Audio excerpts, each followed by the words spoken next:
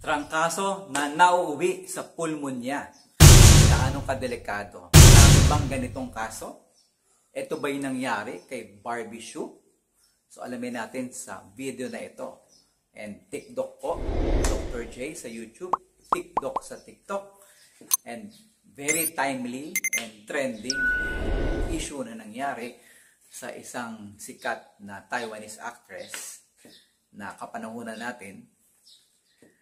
And it's a sad day nung nalaman talaga nila na Barbie Hsu died of influenza-related pneumonia. So ano ba ito? Ano ba ang influenza-related pneumonia? Gaano kadelikado? So ito po yung data na nakuha natin.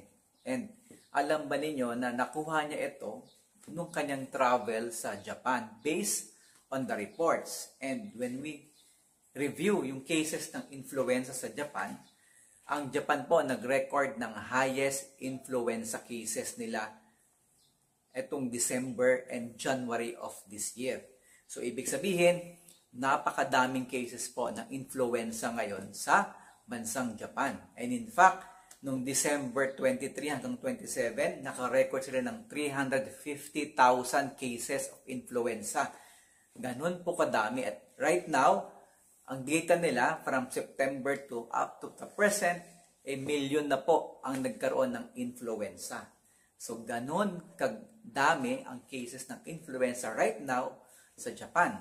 Nireview natin sa Pilipinas, meron po tayong 5,000 plus cases ng influenza itong January versus 12,000 last year of the same month ng January. So, mas konti. Pero, madami pa rin yan.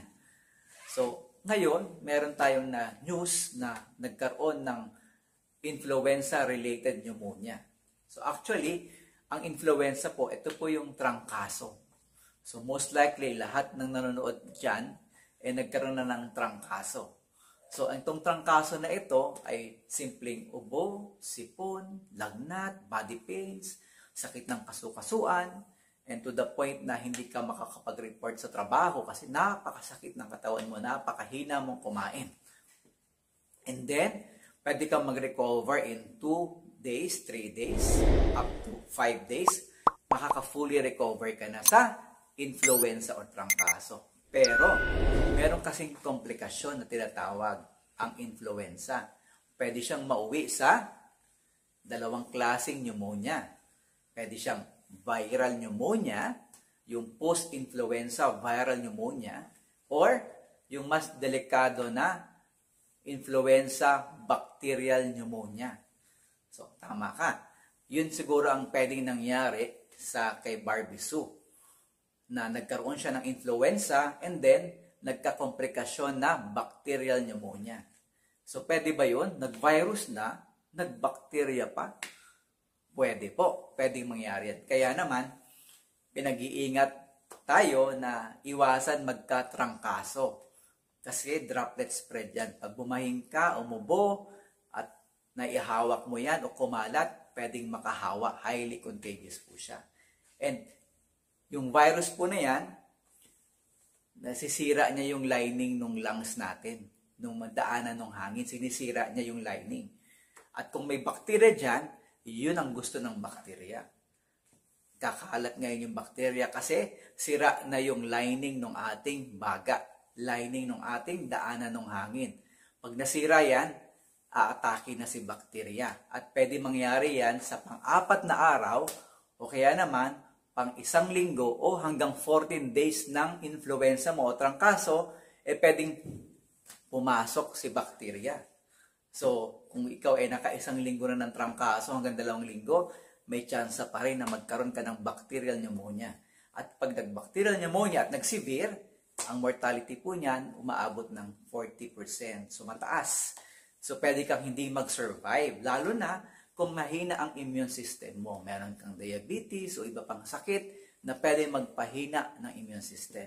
So, pwedeng ito ang mag-explain sa nangyari sa sikat na si Barbie Hsu. So, ang importante ngayon, maiwasan natin na makuha o masagap ang influenza. Ang ang trangkaso na yan. Ano ang number 1? Iwasan po muna natin ang pumunta sa matataong lugar. Yung highly dense populated areas. So, yung pagpunta sa mga mall on peak hours, yung siksikan.